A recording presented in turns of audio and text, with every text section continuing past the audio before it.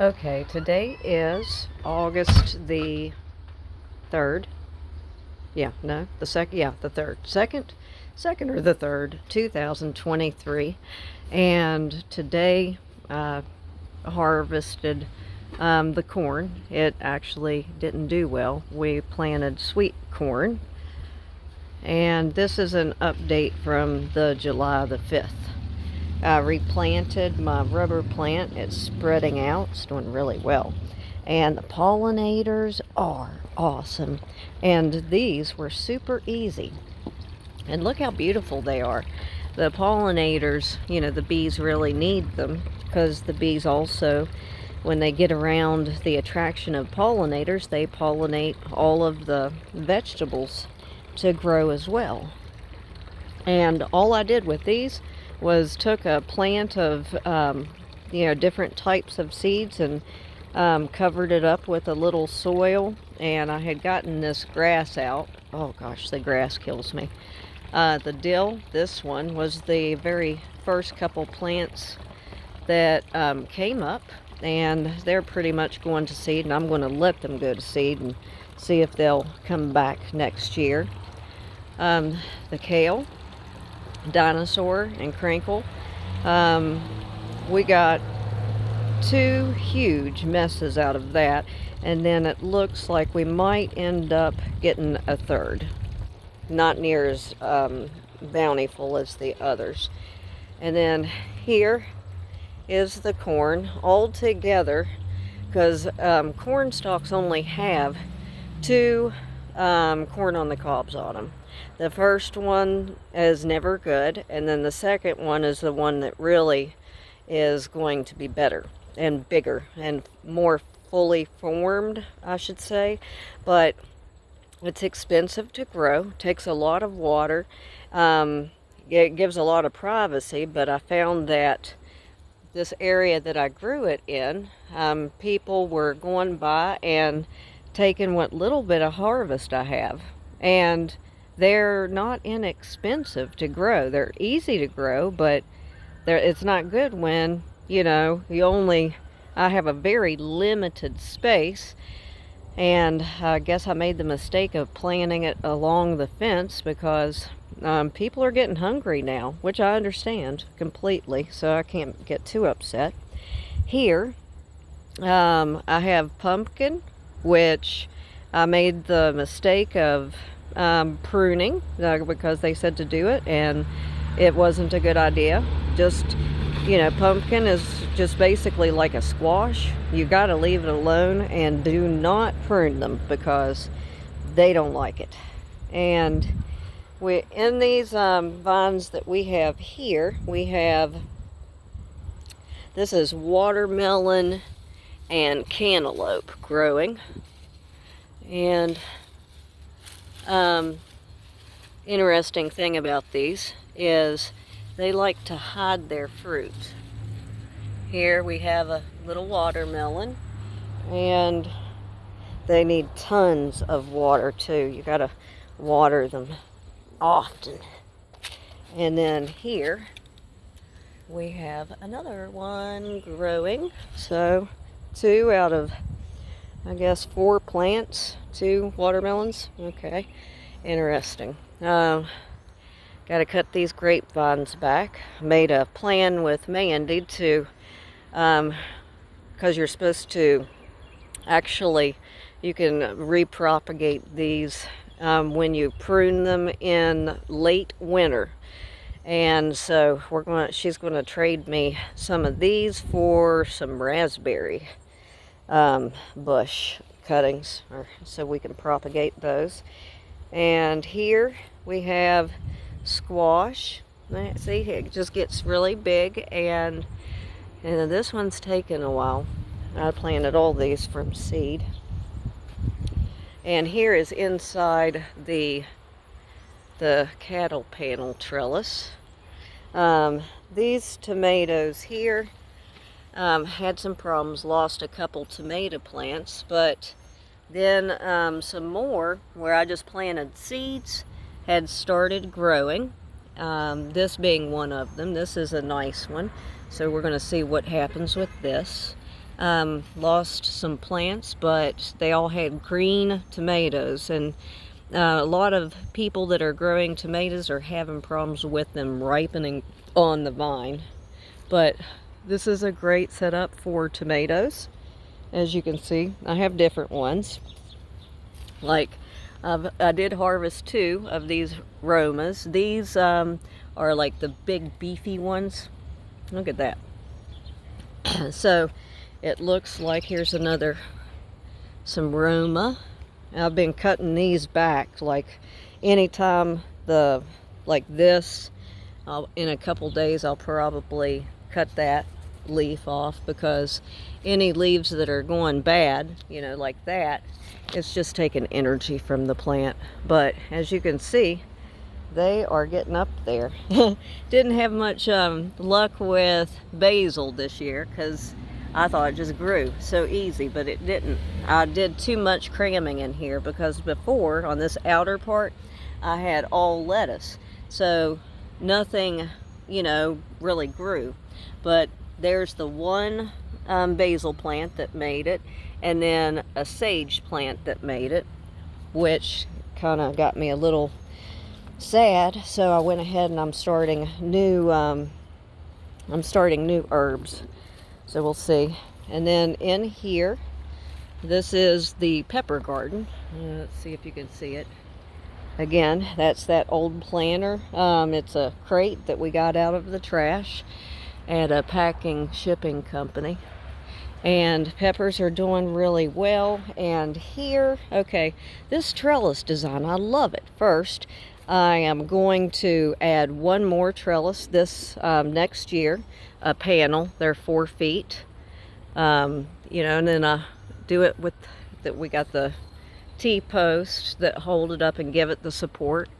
I'm 100 pounds, so I could probably hang on that.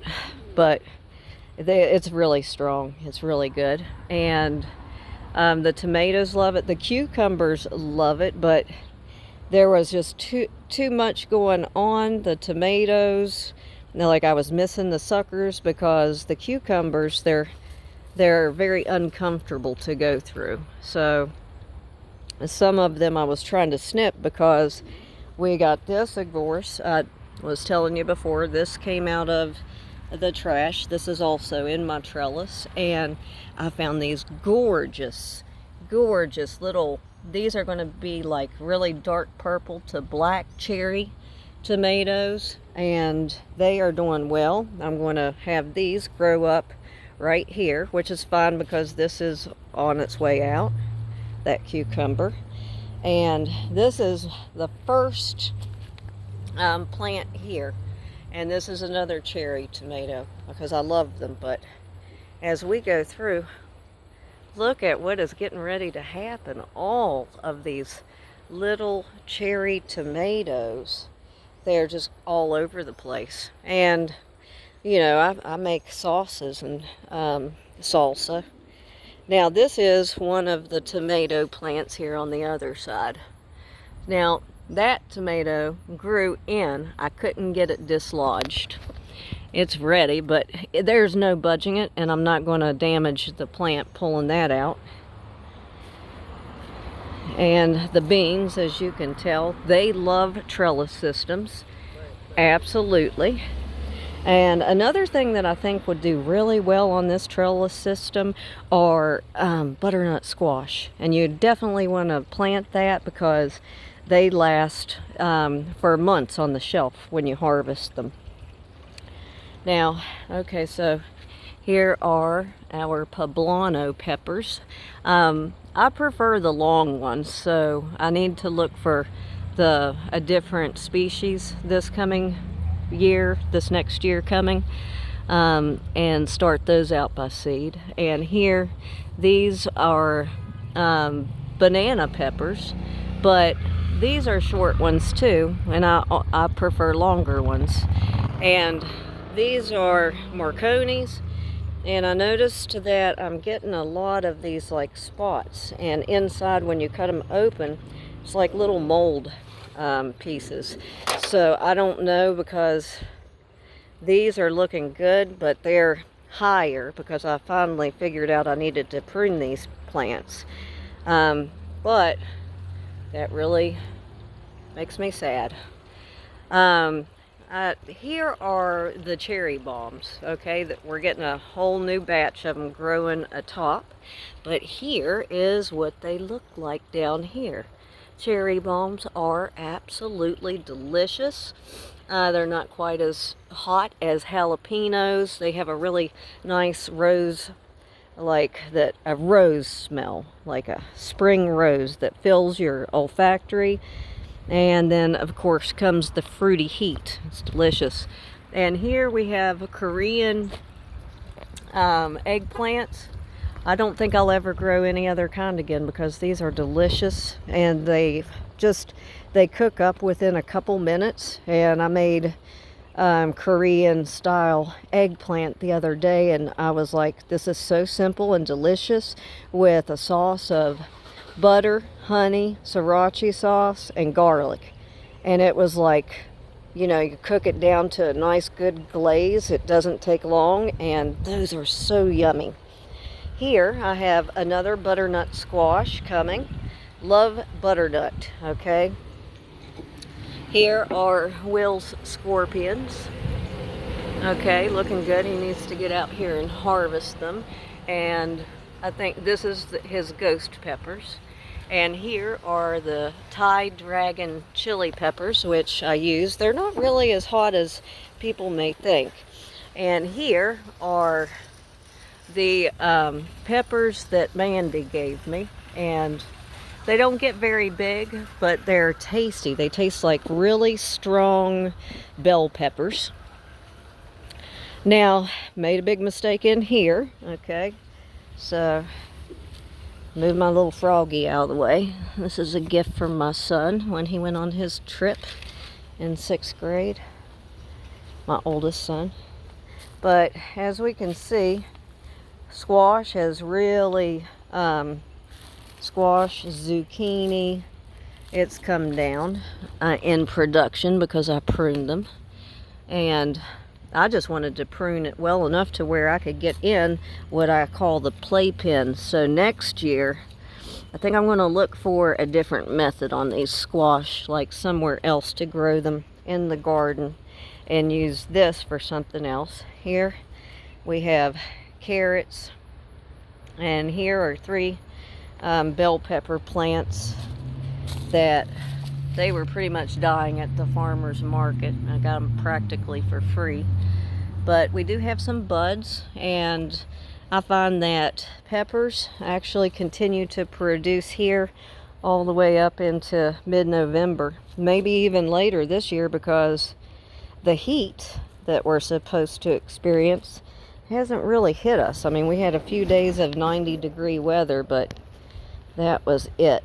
And here I have more butternut squash. Okay, trying to train it along this. Will's gonna actually post this up so it can support like the butternut squash that's starting to grow on it. Here we have one, and I have planted from seed these butternut squash over here. The potatoes, they didn't do well at all. I'll have to use a different method, which I'm thinking about using laundry baskets with a lot of straw and keep it real airy. You know, the laundry baskets that are tall.